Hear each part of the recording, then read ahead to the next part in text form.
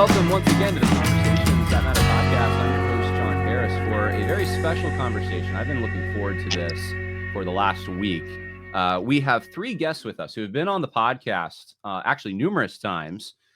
We have Pastor Cary Gordon, who is the pastor at Cornerstone World Outreach in Sioux City, Iowa. We have Pastor Andrew Isker, who is at 4th Street Evangelical Church in Waseca, Minnesota. And then we have Pastor Joel Webbon, who's in Georgetown, Texas at Covenant Bible Church. And all three of these men love the Lord. They pastor, which they are deserving of honor for that, because let me tell you today, pastoring is difficult and it's hard to find pastors, and they're willing to do it. They have the courage. But the thing that makes them different, one of the things, I'm sure there's others, they all have different perspectives when it comes to Donald Trump and the election. And now that Trump is the presumptive nominee, I thought it'd be really good to get their perspectives for you out there determining how you're going to vote. And not just for Trump, but also for down ticket people. Maybe the county seat is open and you have a Democrat running who wants to trans your kids, and then you have a Republican who's immoral. What do you do? So we're going to get into that a little bit. Welcome, gentlemen. Thank you so much. Thanks, John. We're going to start with Pastor Cary Gordon, if that's okay. And Pastor Gordon, I know that you did not care for Trump in 2016. And maybe if you could explain what you're going to do this time around, whether you're voting for Trump or not, and then why. Sure. Well, the first thing that I would say is the way that I approach politics, on any average ballot where I live, there's 48 different people for 48 different offices that are on the table asking me to select someone for leadership from the top to the bottom. And I don't make my decisions based on who I like or who I don't like. And it's easy to characterize it that way. But the truth is, I'm a staunch, mean Pharisee. That's what I get called, because I follow the Bible very, very thoughtfully. I didn't always do that.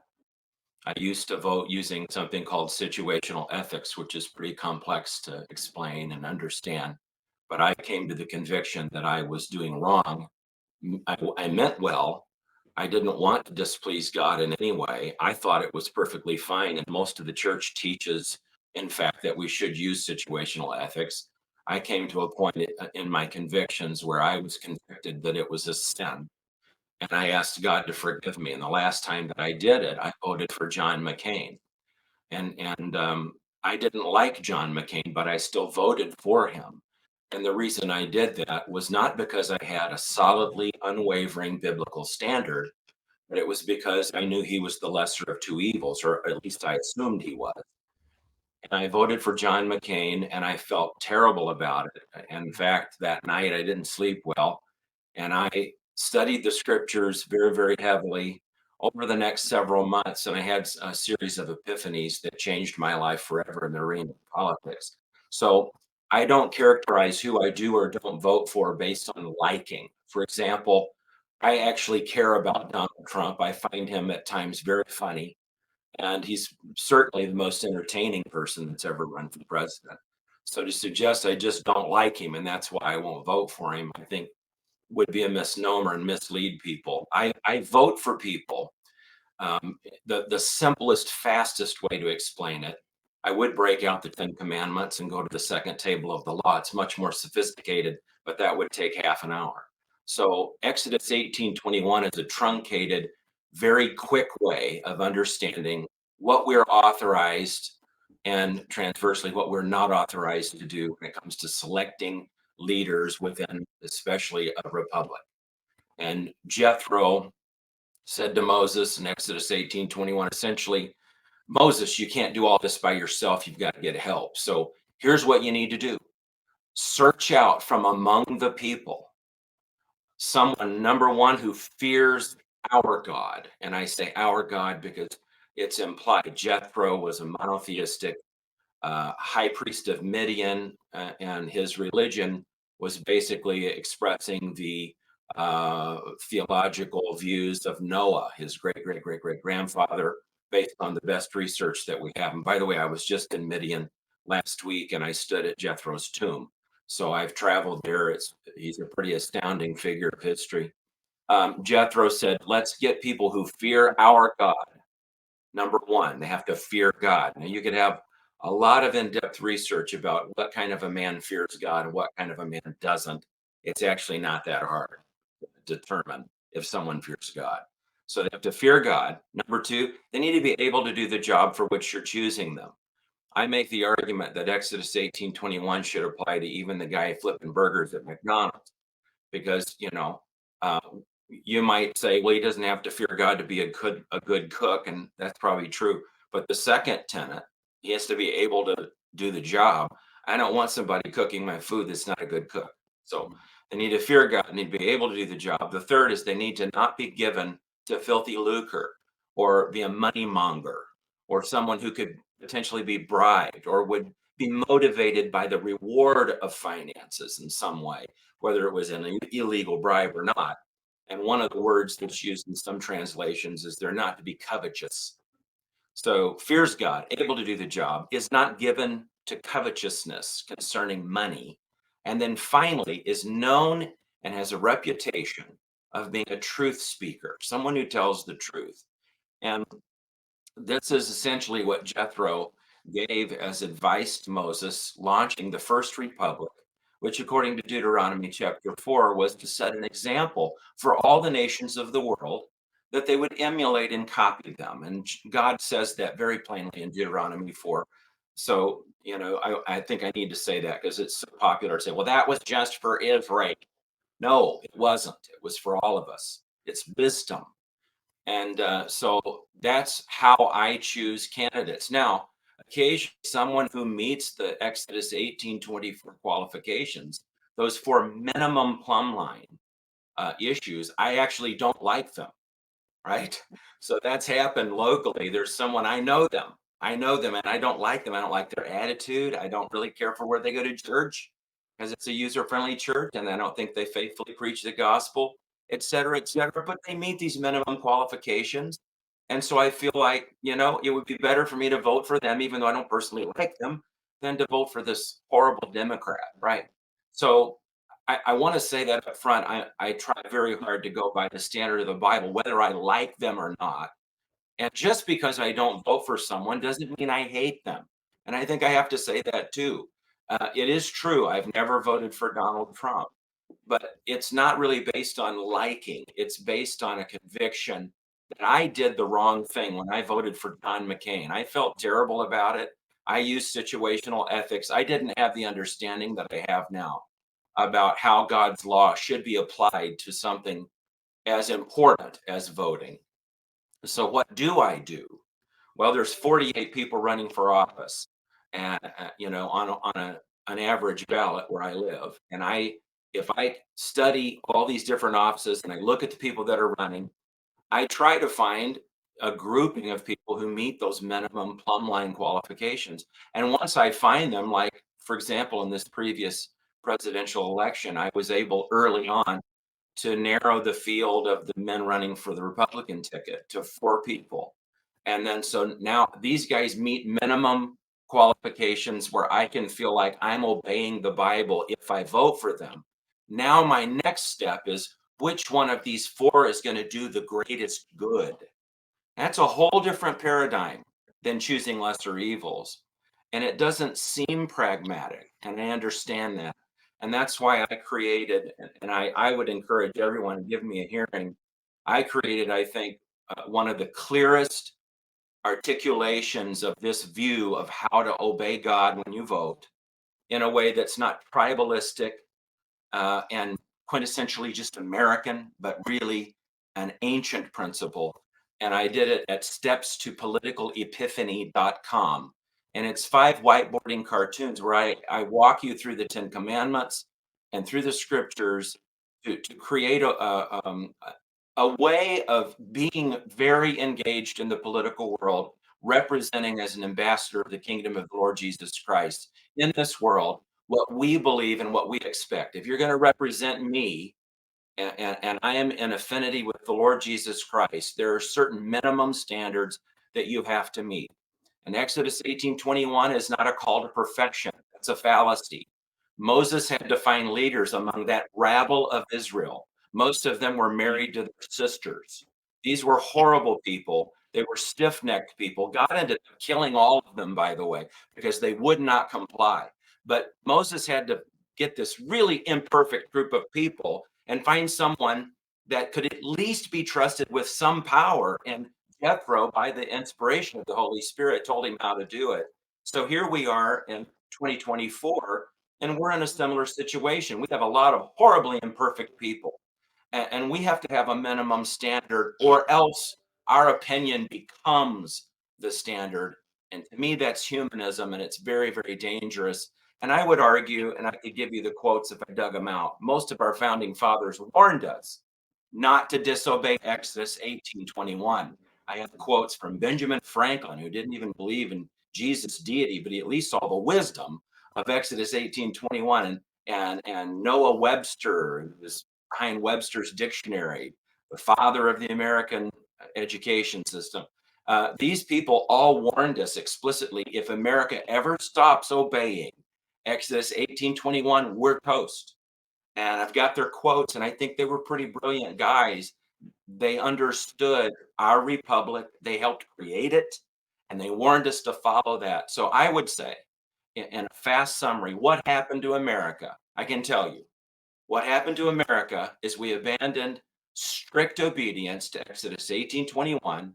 We chucked it out the window of pragmatism, and we started justifying subtle disobediences to what we are or are not authorized to do when we vote.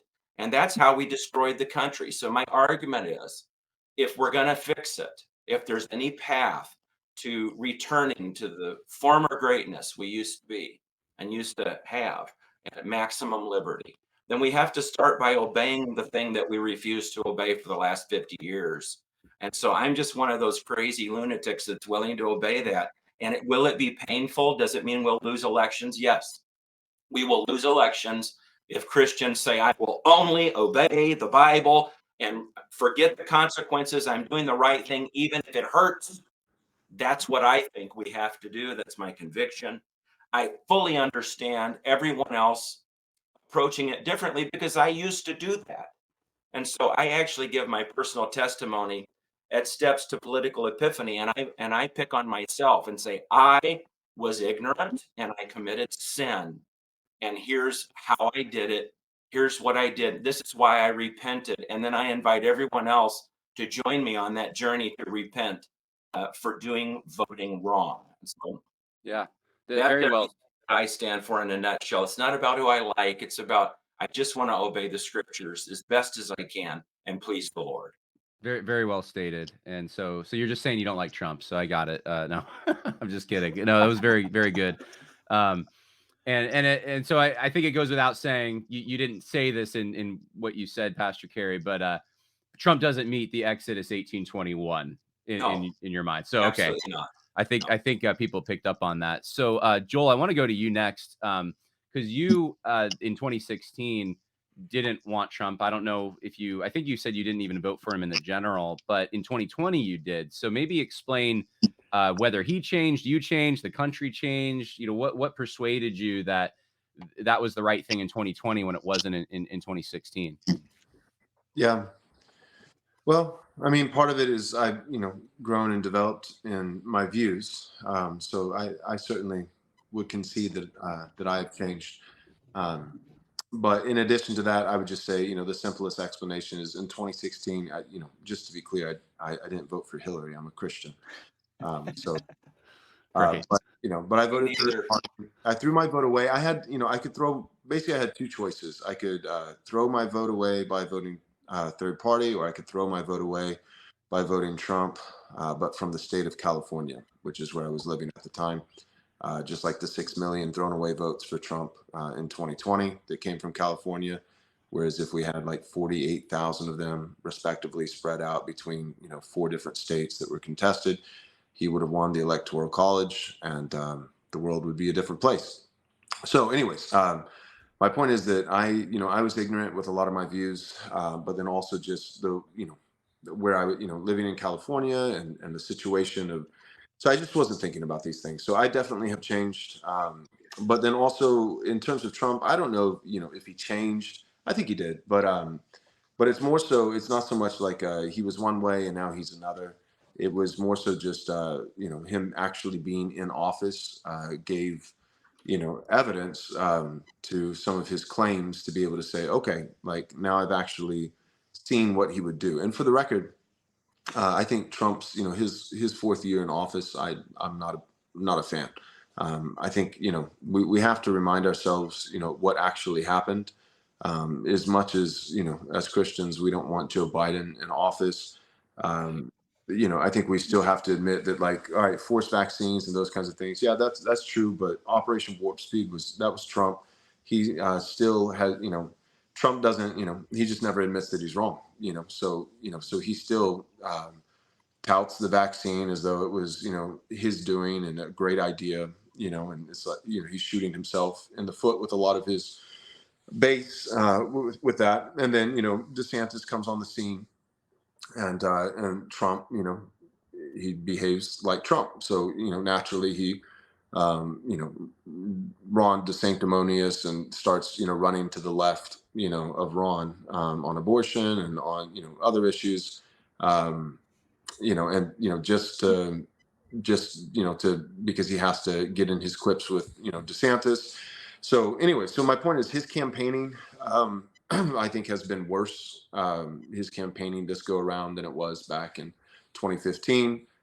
His final year in office, I thought was lousy. I'm a little bit sympathetic. I know there was a lot of pressure on a lot of people with COVID and all the propaganda coming out with that, but still, I think he did poorly, and he's never owned it and never been willing to walk it back and admit that that he set the groundwork for a lot of the tyranny that ended up happening with Biden in 2021, 22, and 23. So anyways, all that being said, I would say I didn't vote for him in 2016 because I didn't believe him.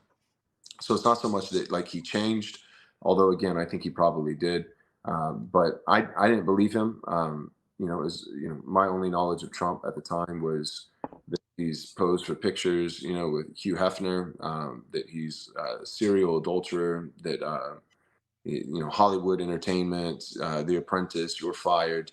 I just didn't have any basis for thinking this guy is going to be a good president. Again, definitely didn't vote for Hillary. I'm a Christian, let the record state. Christians don't vote for Hillary, and they don't vote for Biden. I feel, I think that is explicit. Like you cannot vote for a Democrat today. Maybe once upon a time, but today you can't vote for a Democrat as a Christian. I see that as an absolute contradiction. So 2020, I voted for him, but I was still in California at the time. I was one of the 6 million that, took our vote. We needed 48,000. We had 6 million, but California, the weather's nice. And so, I that's where I was, and I did that thing, and ended up writing a whole book about that, for multiple reasons, Christians getting out of places like California, but political strategy being one of them. And then, he'll have my vote in 2024. No question, no apology. Absolutely will vote for Trump. If DeSantis was, the Republican nominee, he'd have my vote, and that would be fine too. And I don't know. I've got a lot of thoughts. Part of it is, lesser of two evils. But voting for Trump is my vote against Biden, against the Democrats. And then part of it also is, if there was a literal, if the ballot was for president, it was Biden and Nancy Pelosi and Ron DeSantis and Trump and Nikki Haley, and we had all these options. And then at the bottom it said a literal wrecking ball. I would probably vote for the wrecking ball. I would vote for or a backhoe, or a flamethrower. A flamethrower would for sure have my vote. Anything that would. I just think that America is so compromised, so rebellious. Democracy. Every example in the scripture of democracy is negative, right? We want a king. The people want a king, or crucify him. What do the people want? Let's take a vote. Well, let's kill Jesus. That's the vote. So I think our republic and our Constitution, as it's been said, by our founders and many times repeated, it's fit for a particular type of people that we don't possess. We possess a nation of degenerates. That's where we are. We are We are a pathetic nation. And we're a pathetic nation not just because of our leaders. We have pathetic leaders because we're pathetic people. And we just have to admit that. We are degenerates. And Yes. So yeah, so the Constitution, it's not that I'm against the Constitution. I like, a little bit more of authorial intent on the First Amendment. That it's not, Satan statues in the Iowa State Capitol, but it's common religions, of multiple denominations of our common Lord, right? So you can have different expressions of Christianity, Anglicanism, Episcopalianism, Presbyterian.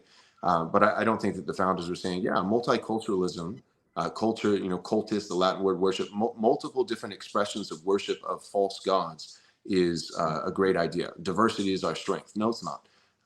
No, it's not. Diversity has destroyed the nation. And so I would just say that the Constitution is great. And maybe one day we'll deserve a republic again. Maybe one day we'll be able to be a constitutional representative republic with a light expression of democracy, which was the original intent, never a raw democracy. But right now it doesn't work because the people are lousy. And so I would like to see, by God's grace, us get back on track. And I think returning to the 1990s won't happen. I don't think that'll cut it.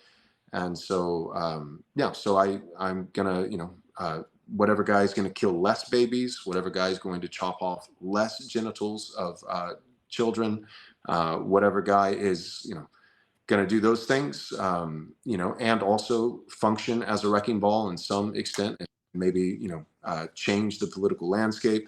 And then the last thing is, honestly, I want to be careful on how I say this. I think abortion is has been for decades the number one issue, and I think that's right. I think that the Scripture absolutely supports that. I'm an abolitionist. I think incrementalism in theory, sure, but in practice, every politician I've talked to, and as I've witnessed it, all that ends up happening is they just split the penny a million times. There's actually there's no desire. When you really get down to it, there's no desire to actually abolish abortion. And just to be abundantly clear, when I say abolish abortion, I think that what that essentially means, because a lot of guys, they're not always clear about what that means. What that means is essentially what it means is equal protection. It can't mean anything less than equal protection. And equal protection, that what I always tell guys, it's a really simple formula, because they're like, you want to punish women, or you want to execute women, or no, I want to save babies. And I think a nation can do one of two things. You can save babies, or you can worship women, but you can't do both. We've opted for decades for worshiping women. We are given into the divine feminine. We hate men, we hate children, we hate babies because we don't love women. We worship women. We idolize them. And so we have to stop doing that. And so in order to, the formula is 3 steps.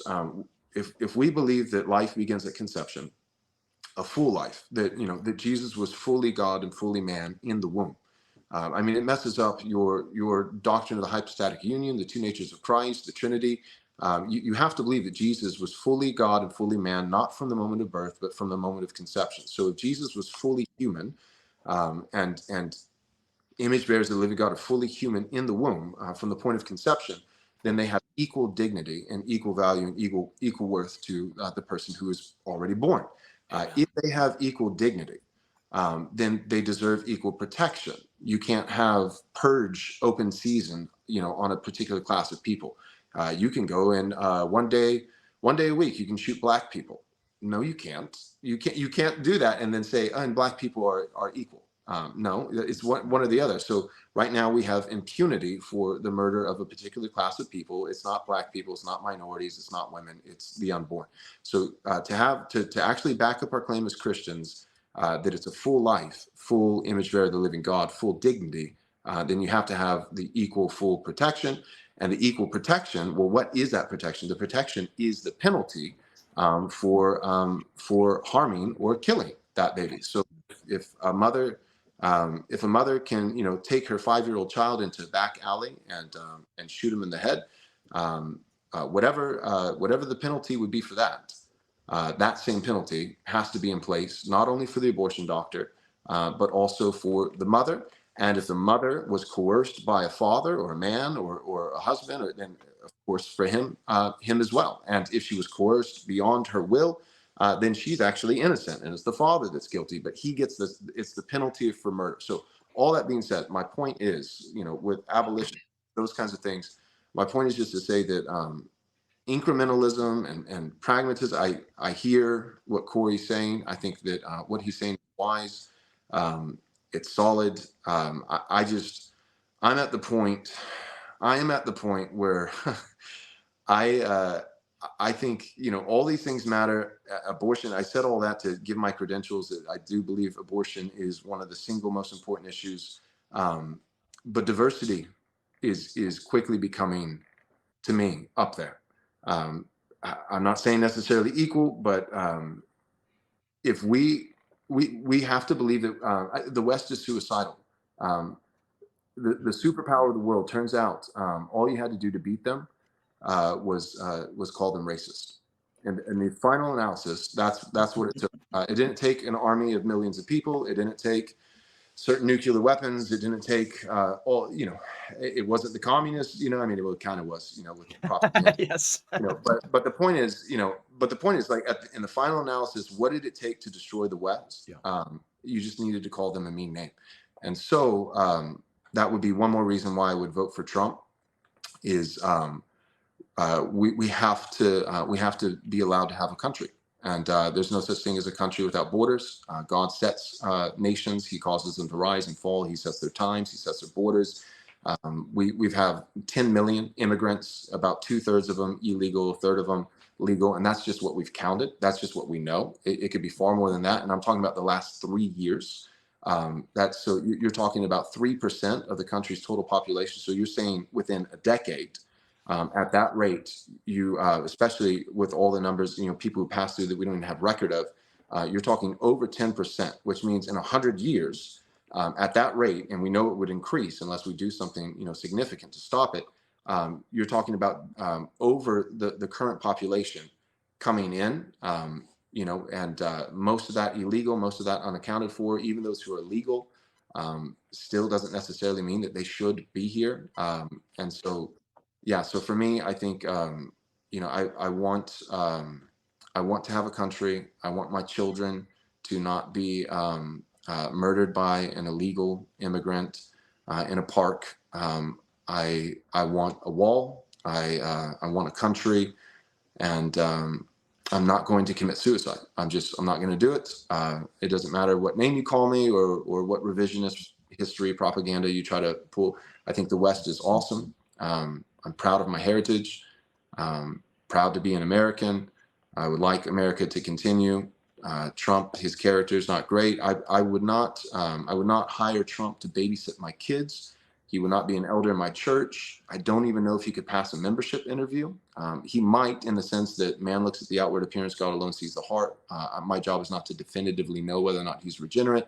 If he had, a credible profession of faith and, some measure of tangible fruit, then maybe he could be a member. But my point is just to say, Trump is not, my position is not that Trump is this great guy. But I don't know. This sounds, Corey won't like this, but I don't know if we need a great guy right now. I think we need an iron fist. We need someone to deport every single illegal immigrant out of the country. We need someone to burn down the regime. I just don't think Americans know what time it is. I don't think Christians, I'll be frank, I don't think evangelicals understand what time it is. I think they think that there's still a lot to be salvaged. They don't think it's as bad as it actually is. They think democracy. What if we tried democracy even harder? What if we called it even harder? So anyways, those are my thoughts. I'll stop talking. Yeah. No, thanks, Joel. No, that's good. With today's positive, encouraging word on conversations that matter, everything's bad. Well, so we were actually almost half an hour in, and I do want to do some time for questions. So we're not even going to talk to Andrew. No, I'm just kidding. Pastor Isker, maybe you could give the encouraging words, since you're so happy about Trump. You voted for him in the primary in 2016. So I got to hear this. Yeah. I think, I mean, you just even going back to 2008, Kerry brought up the 2008 election with John McCain. I didn't vote for him, John McCain, that is, in 2008. I kind of came to the similar convictions as Kerry at that point, and I knew that the American. I mean, I probably was as black pilled on the American Republic and democracy as Joel is, just expressed just now back in 2008. And I realized, okay, there's this extremely powerful regime that runs the country. It is they're looting everything that isn't bolted down, and um and so I knew, like, John McCain, yeah, he doesn't pass that Exodus 18 threshold, right? Is a covetous man, is a man that his entire career was looting our country, taking bribes, even if they weren't explicitly like handing over cash, right? He's clearly reaping benefits from the destruction of our country, opening the borders. I mean, he was a senator from Arizona for decades, and that the one issue Arizonans cared about was immigration, and he did everything he could to sabotage that effort. Um, and so I knew he was bad. I knew he was terrible. I felt the same way in 2012 with Mitt Romney. It was the same, the same exact thing. And so in 2015, I was more or less content to just like never vote for president again.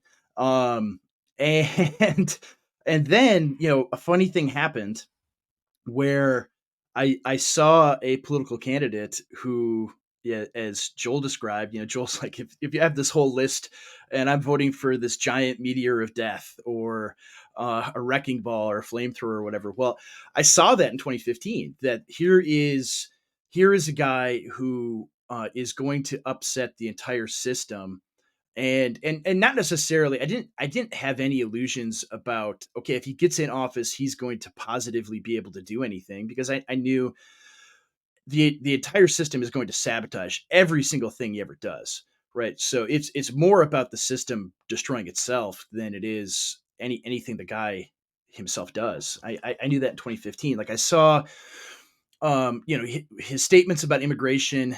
It was astounding to me, because it was the first time a major candidate actually uh, vocalized something that was clearly within the interest of the actual American people, and not ginormous corporations or the regime itself. So that was huge. And then when he said, I think it was like August of 2015, where he's talking about, like, why are we in NATO? We should get out of NATO. This is not benefiting us at all.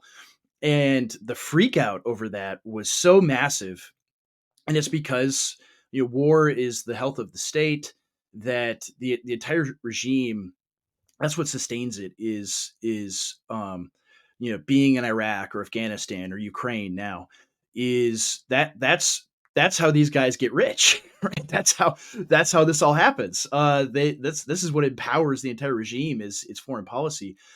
And so I saw someone who is so distinct, so set apart in all of these things, that he could actually begin to bring about the downfall of this horrible regime that rules over us. And on the question of immigration, I think that is the biggest one. Like, I agree with Joel wholeheartedly on everything he said about abortion, 100%. And I look at it and I think, none of those things are ever going to come to pass if we allow them to import, uh, millions of people into our country. And so, it's really bad, right? If you bring in, like Joel said, 10% population change of the country, and the point is, you're going to have people that are not American, right? And they're replacing the American people. Well, that's by design.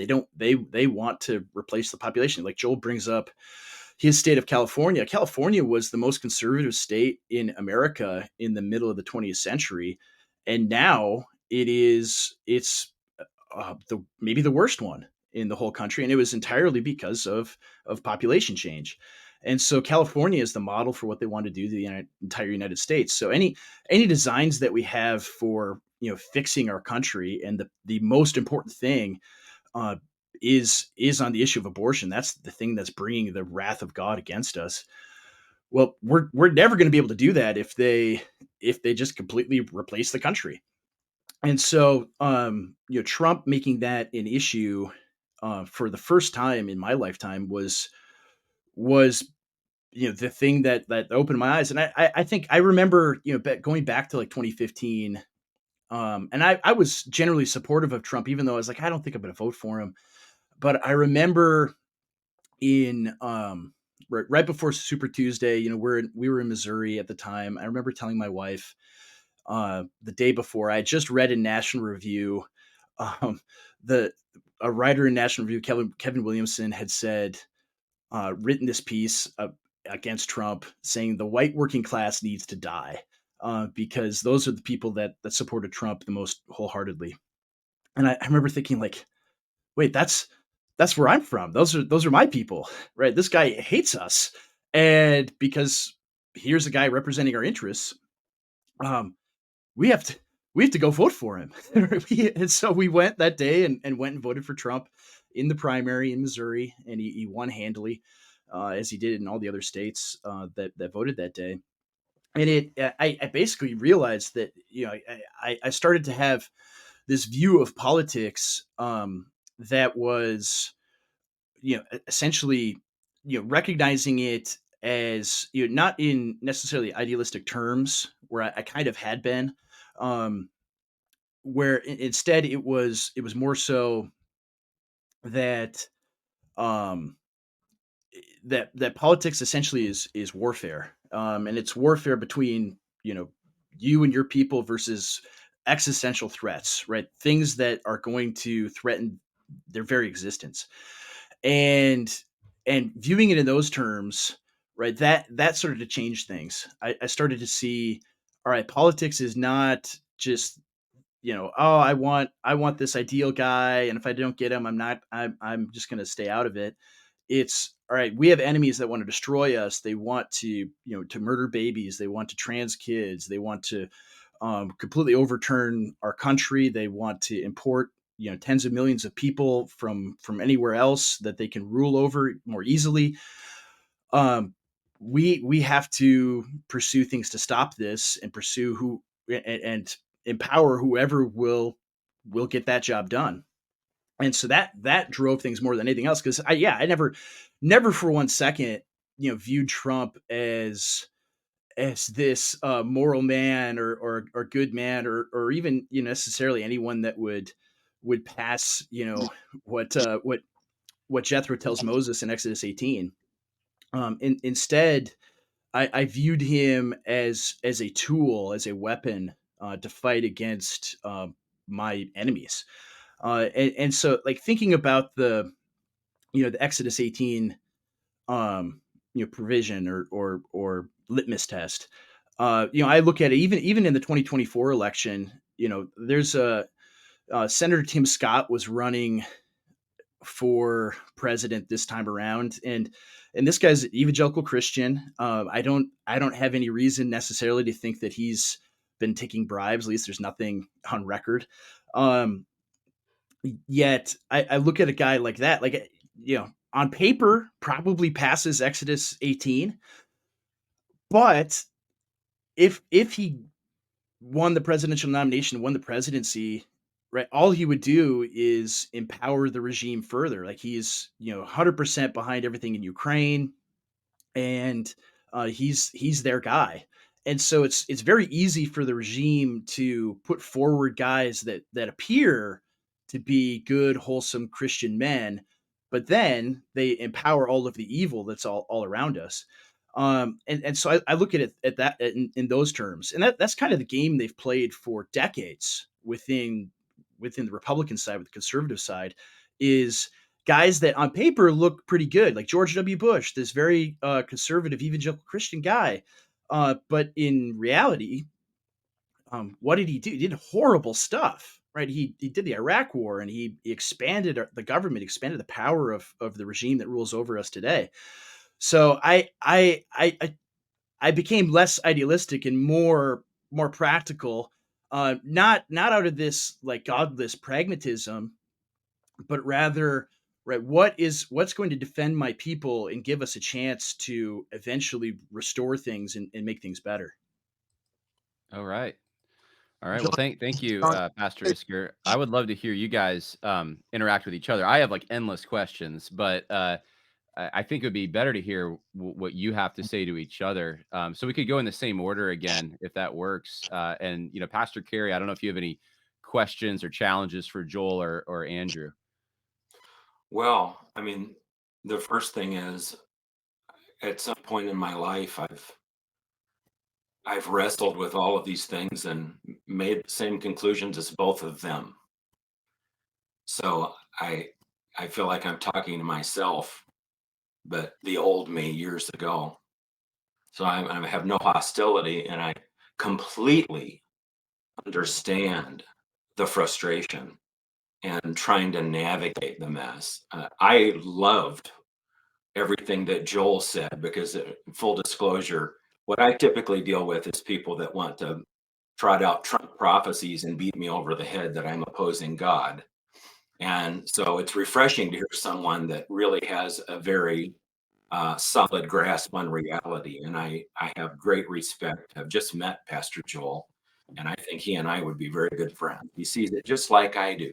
I think the difference between us, if I were just to take the summation of everything that he said, he articulated the life position perfectly, beautifully.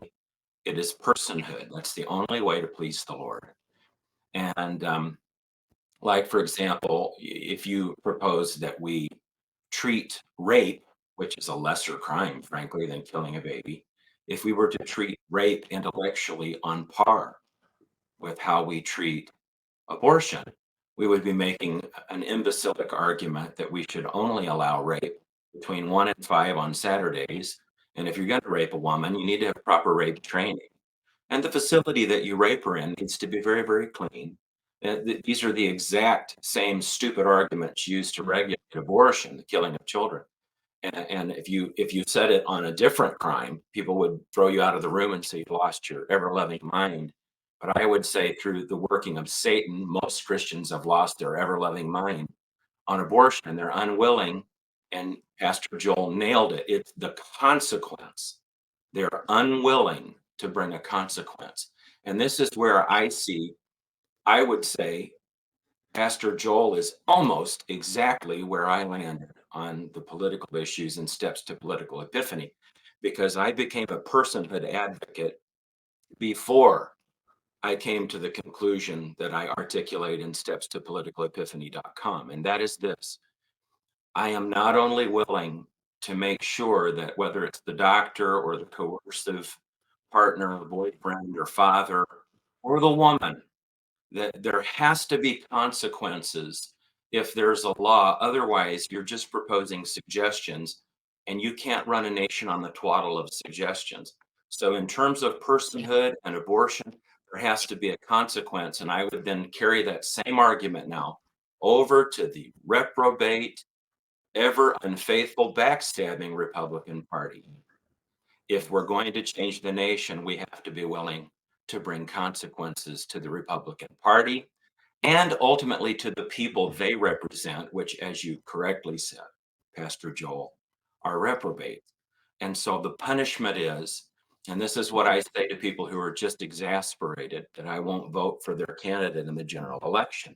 I say, if you think that my vote was so important, why didn't you listen to me during the primary? I'm willing to punish my fellow Republicans by advocating that we strictly obey Exodus 18:21 and let the bad guys win.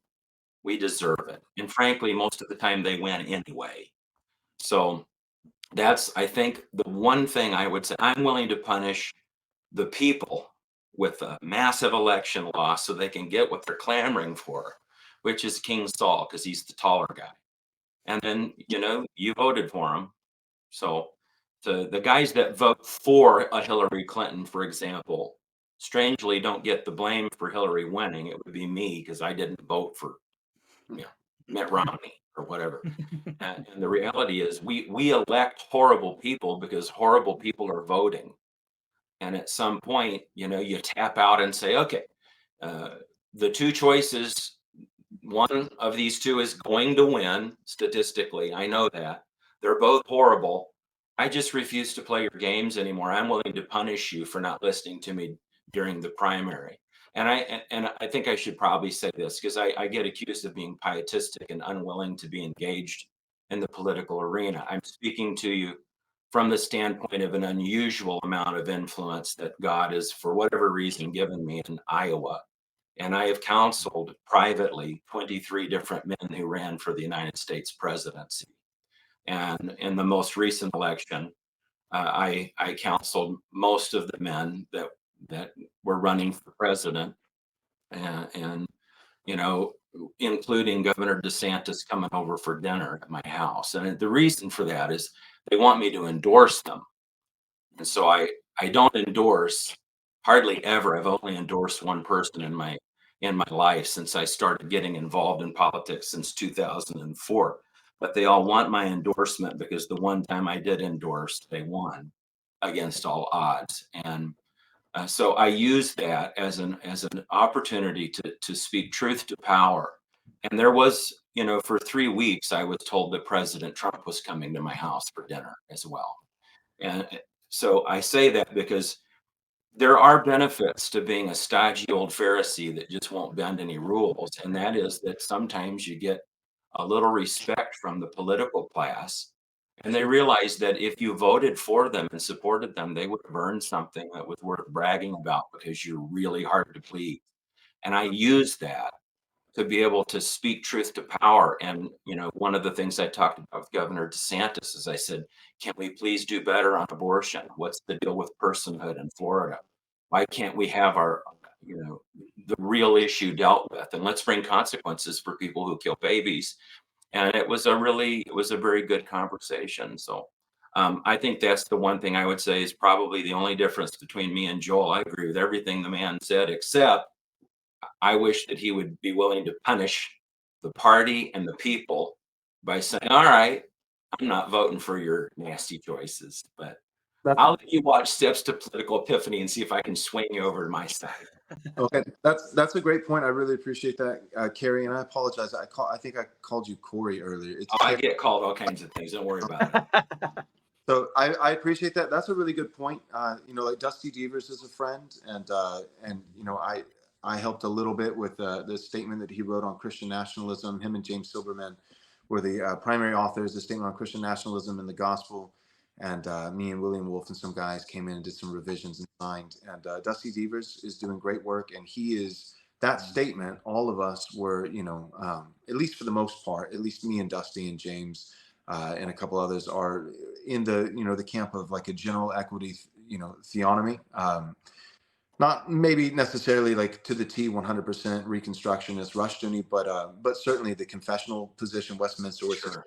general equity theonomy, the Word of God. Dusty very much, I think, shares your view in my conversations with him. That's part of why he ran for political office. Is he was like, you never give me a candidate that I can believe in, so I guess I'm just going to have to do it myself, you know. And his view and other guys, you know, who are close friends, and we have a lot, you know, we work together behind the scenes. We're on the same team. Dusty's coming to our conference this weekend. Last minute, I roped him in, and, you know, gonna get him in there. And so, but my point is, one of the, you know, the things that they'll challenge me with is very similar to what you said, Cary, is just saying, evangelicals have not made the GOP actually earn their vote. What we have communicated by voting for the lesser of two evils, at least when it comes down to the general election, is we've said that adultery, no problem.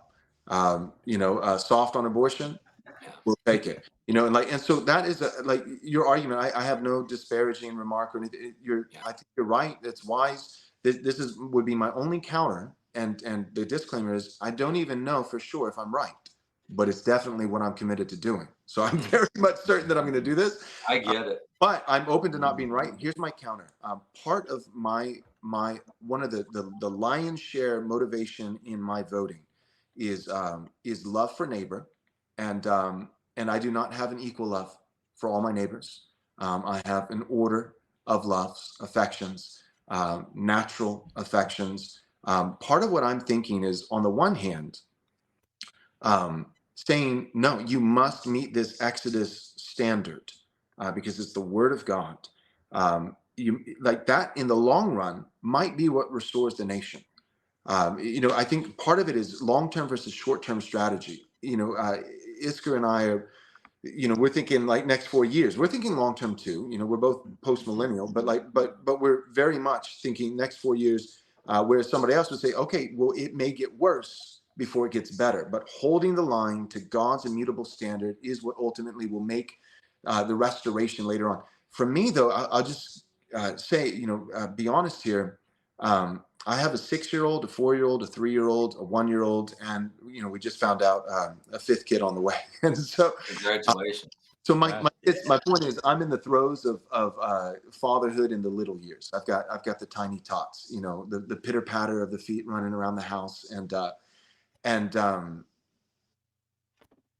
Uh-oh. One of them just unplugged a cable. One of them.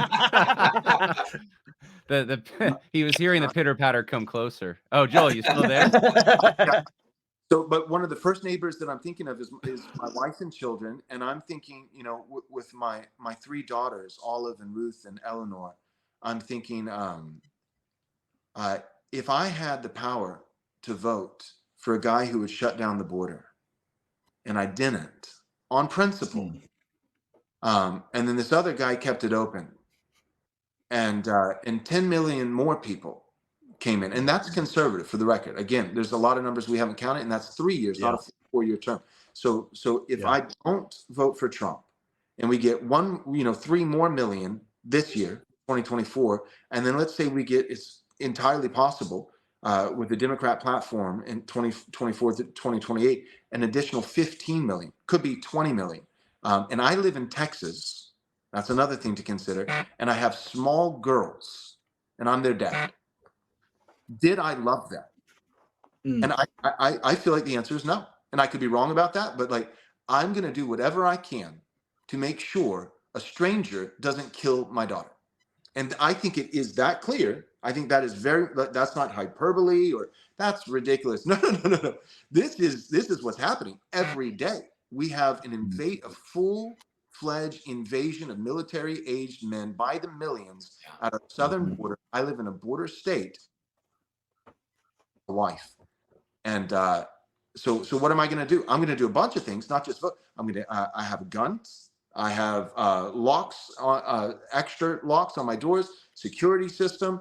All these things. But one of them, I'm going to do all these things, not just one thing. But I think one of the things that I can do, in addition to having a gun and locking the home and getting a security system and training my girls about stranger danger and all these different things, I can also vote for Trump. Yeah, and that's all he does is shut down the border.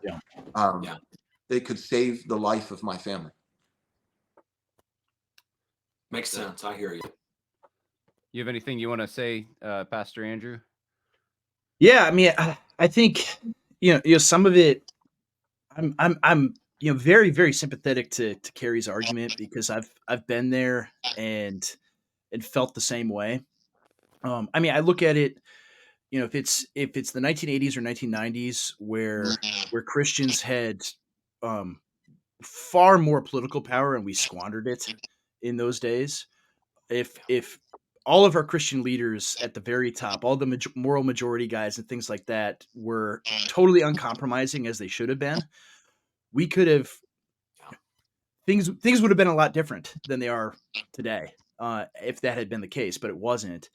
And now we're in a much more, honestly, totalitarian situation in America. And so I look at it from the perspective of, if I were living in the Soviet Union and for some reason they let us have elections, right? And there was a guy on that was able to be voted for, who would help hasten the demise of the Soviet Union. I wouldn't wouldn't stop and think, is he a faithful, godly Christian man? Does he meet the qualifications of Exodus 18? Does he do all of these things? Which, all things being equal, I 100% agree with. Right? If you're trying to devise a system and who should be ruling, whether it's a local HOA or a city council and everything, beyond that, right? You want to follow these, what God says. But if it's a question of who can help bring this evil system down more quickly, I look at it along those lines where that's what I'm after, right? That's what I was after in 2015. I didn't view it as this restorationist guy who's going to save America, even though that's his campaign slogan, right? Make America great again, and all of that. I never viewed it that way at all. I didn't think I don't think that's possible, right? I don't think we can. The toothpaste is out of the tube and it's not going back in, right? It has to go down, and I view him along those lines. When the media freaks out about Trump, being the end of democracy, our democracy is threatened and it's going to be destroyed, and all of these things. Um, in one sense, it's histrionic and crazy and nuts. But in another sense, right, the woke are more correct than the mainstream. That I think he is a threat to their system, and they know it, because it opens the door for people who are even better than him that will wield power more effectively and so forth. And so I view it in those terms that we have we have this evil totalitarian system. I mean, you just look at 2020, 2021, the things that happened, the things that they did to us. I mean, the mandates, for instance. I mean, just totally evil. What took place, and everything that's happened since. And I think someone has to take it all down. That's what I'm after. That's what I want. And so I'm willing to support a guy who, yeah, I think is personally not a moral man at all. Not like Joel says, is not someone that I mean I would have a hard time bringing him into membership in my church, right? Just like Joel says. But I'm looking for that wrecking ball to destroy these things. And I have been since then. And honestly, I thought he did a pretty good job in his term in office, in the sense that, I mean, look at what they had to do to dislodge him. Right. People maybe will say, you're being conspiratorial, but I think the the pandemic, whether it's real or a leak or whatever your view is on that, right? They had to use that to dislodge him. They had to have a literal color revolution in America in 2020 with BLM in order to dislodge him from office. They had to spy on his campaign. They'd accuse him of treason with the Russians. All the things that they did, they had to have this, absurd third world banana republic election, and that's the system destroying itself, right? It's delegitimizing itself because of him. And if we had a guy like Tim Scott or even Ron DeSantis, I don't think they would do the same things to get rid of him. It would be back to politics as usual, and we would be arguing about the marginal tax rates and what are we going to do about Social Security and all these kinds of things. When no, the whole thing has to come crashing down, and the sooner it does, that'll be better for all of our neighbors, for our families, and then we can finally get to rebuilding the country and Christians wielding power and having godly men rule. Right? That's so it's a longer term play that I'm looking at, so it isn't even necessarily like I'm trying to practice this pragmatic realpolitik, but rather, I want this evil totalitarian system to be destroyed, and then we can rebuild from the ashes of it. Well, we have less than a minute before we've gone a whole hour. So I want to try to land the plane here if I can. And I know I haven't asked any questions, but I'll just, for people who are listening, maybe a thought to just consider. Um, you heard three different perspectives. And I think, in a way, Joel and Andrew are saying something similar, I think, about the current circumstances, and they don't expect Trump to necessarily be a leader, but to be someone who just somewhat demolishes the present evil system as much as possible. And maybe if we were to have another hour, we could explore more what qualifications should we be looking at. For example, Exodus 18, 21 through 22, is that something that is a binding principle on us today that we're required as Christians to apply in the case of a presidential election? Or is that is it a principle or a proverbial saying that in general is true that we should seek in certain circumstances and maybe not others? We don't have time for it because we've gone over an hour, but that would be where I would love to maybe continue a discussion, and you can continue in the comments. If you have opinions on that, put it in the YouTube comments, and you can also contact each of these gentlemen. And I'll let you guys maybe, because I already mentioned your churches, but maybe mention where you want people to follow you. I know, Pastor Cary, you gave me stoppoliticalepiphany.com. Can people contact you through that? Steps to politicalepiphany.com. Stop. Sorry. Steps to Steps two. That makes more sense. I think so. I mean, that video series, it went viral 6 or 7 years ago before Donald Trump ever announced he was running for office. I didn't make that to go after Donald Trump. It was more prophetic of what was going to happen. And it went viral. It was watched by tens of thousands of people in every state.